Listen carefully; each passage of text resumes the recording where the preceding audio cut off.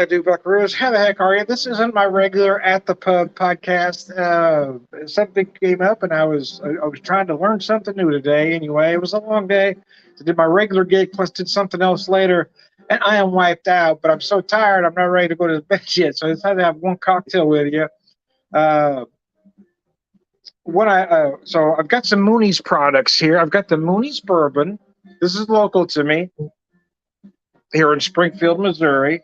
The Mooney's Bourbon, it's an 80 proof bourbon with their chocolate cherry flavored whiskey, also at 80 proof. So I've got an ounce and a half of each of those in here. And I decided to add 1 ounce of the Connolly's. This is their mint chocolate Irish cream. I call it Sweet Dreams. Anyway. Actually, I thought I just had the regular Irish cream, but I grabbed the mint chocolate. So anyway.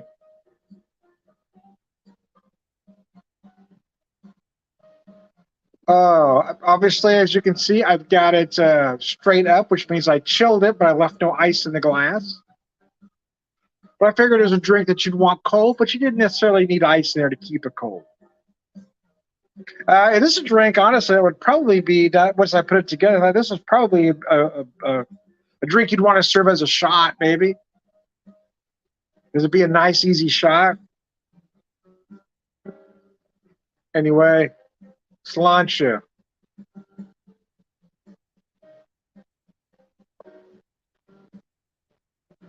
Oh, yeah, that's delicious, man. Actually, the truth, I thought I grabbed the regular Irish cream, but I grabbed the mint, and the mint works, man, with the chocolate and the cherry. Oh, yeah, it works. It works, baby. It works. Oh, I typically get up about 5:30 for my day job, but I'm off tomorrow with my regular job.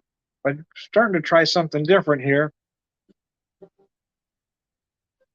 Teaching an old dog new tricks, and we're seeing if we can do that. But I don't know. Now I think about it, it might not be a new trick. It's more like a variation on a theme, right? It's not completely new, but there's some new elements. Let's just say.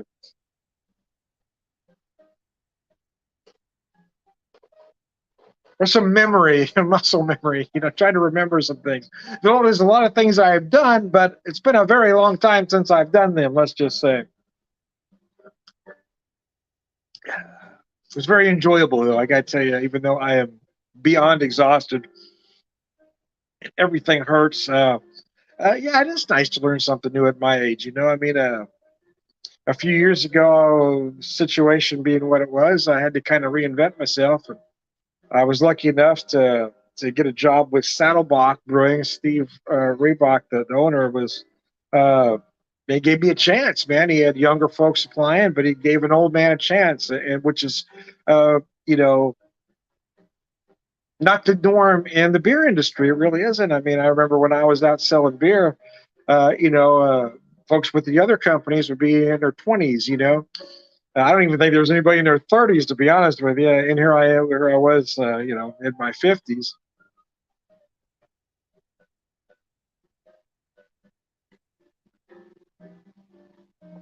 When I got the job I currently have, again, it was kind of a variation on a theme. I was doing some new things, but I was using all the elements that I've learned over the years in this particular job. That's why I kind of like what I'm doing now a lot.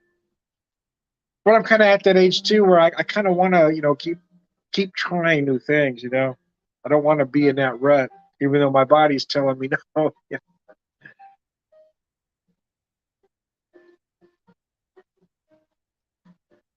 uh, so the long and short of it is the body hurts. The body hurts, man.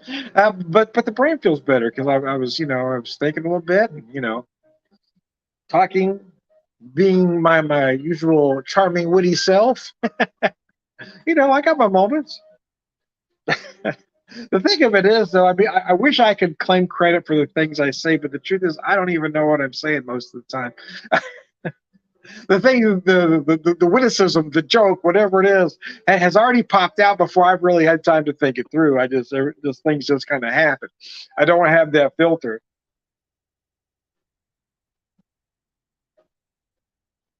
I made a joke, I don't know, a couple of years ago now that whatever filter I have, has withered away. And my sister made the comments, I don't think you ever had one. So she's probably right.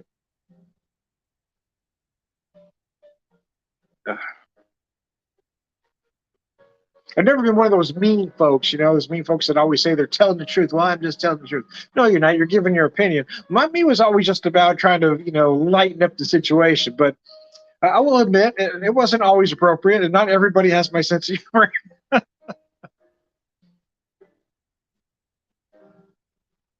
Let's just say sometimes I didn't always read the room right. Let's say that. How about that? Growing up the way we did, in a big gregarious, I was the fourth of five Irish Catholic house with a dad who was big and boisterous. I kind of grew up a certain way when I didn't realize all families weren't that way until I said something inappropriate in their eyes. It wasn't inappropriate in my family, but that was a hard lesson for me to learn.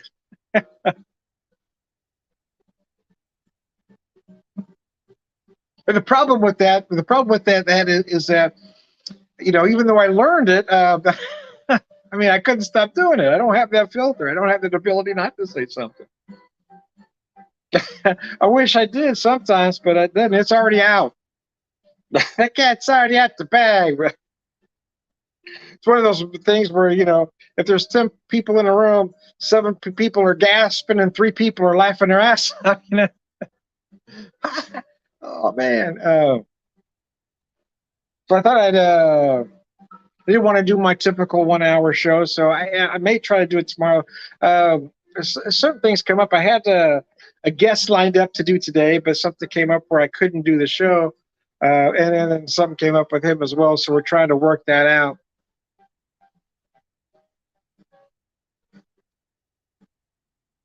I've got one kind of tentative on the 30th, I believe, assuming I'm able to do it if something doesn't come up. And something doesn't come up on his end, because, I mean, he's a musician, so if you get a chance to book a gig, hey, man, book a gig.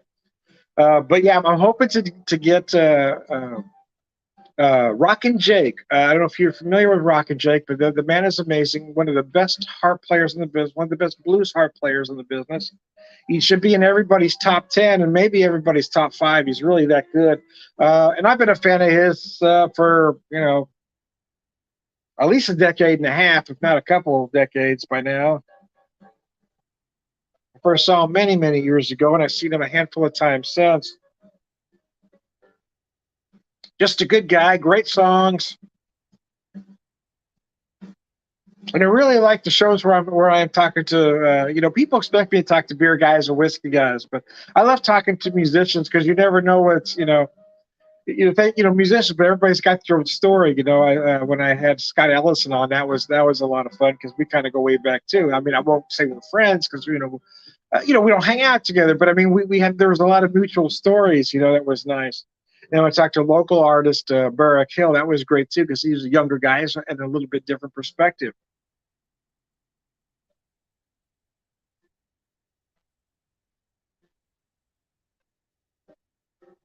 Another along the same lines as Scott Ellison, Scott Keaton. Again, I won't say we're friends or buddies because we don't hang out, but again, we got a lot of mutual stories. So that one was a lot of fun. And Scott did a couple tunes on the air, and that way he had his son they were playing with him. So that one was a hoot too. So I'm looking forward to Jake because Jake's just got this great big personality.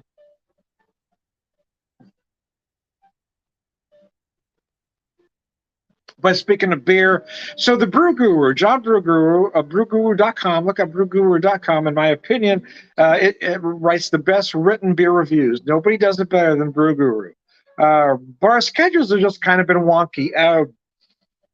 We haven't been able to kind of sync it up. Things have been coming up. If something doesn't come up on his end, something comes up on my end.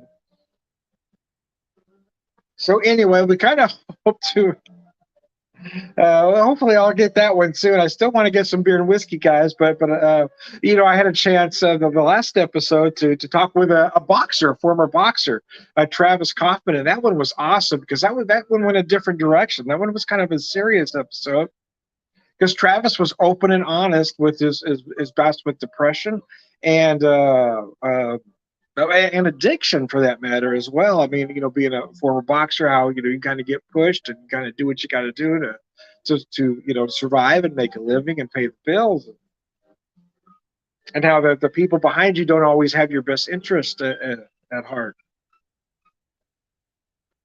So that episode got a little serious, but it was great, man. It was just, I mean, again, it was a very open, honest, candid conversation, and that was very enjoyable. And he wants to be on again, so we're going to do that one again. I hope. I'd like to get him on once a month, to be honest with you. I don't want to do it every couple of weeks because I don't want it to be overkill, but I would like to have him on once a month because I mean he's a very interesting guy.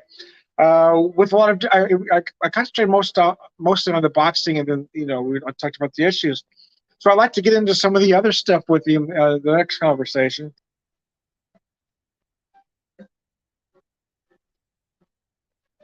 Because that one was a lot of fun. I got to tell you, Travis Kaufman is an amazing guy. If you're not familiar with him, uh, was a ranked heavyweight at one time. Injuries, and then followed by other things, kind of that took its toll. But it was a great, again, if you haven't seen that one, please go watch it. I mean, I'm not trying to stroke my ego or anything, but I'm telling you, just listening to Travis tell his story is very interesting.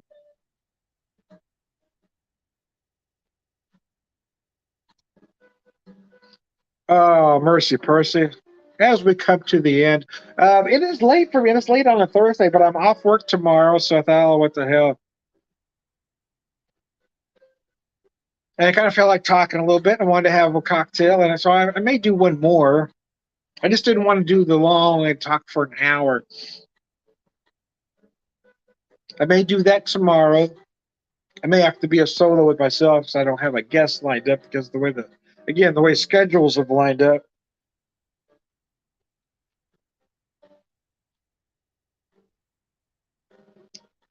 There's a lot of folks I like to get on, but the thing is, I mean, I'm a small fledgling podcast, right?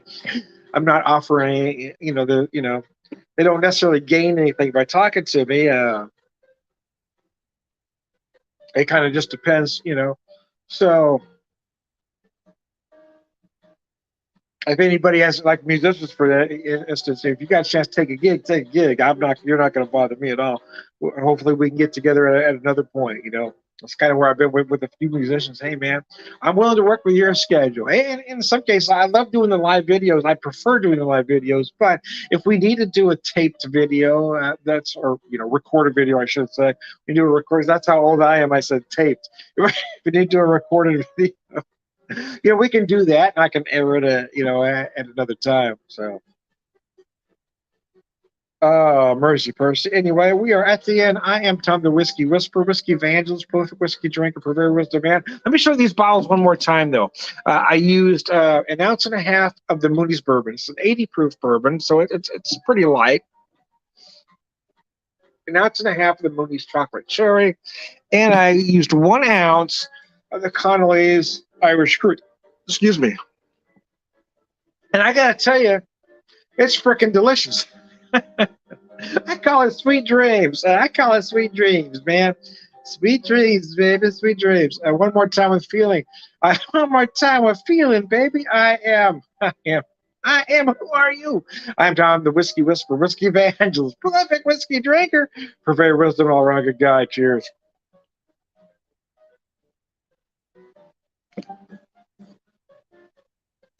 That was freaking delicious, I gotta tell you. Have a good one, guys. I may be back in a little bit if you're still at.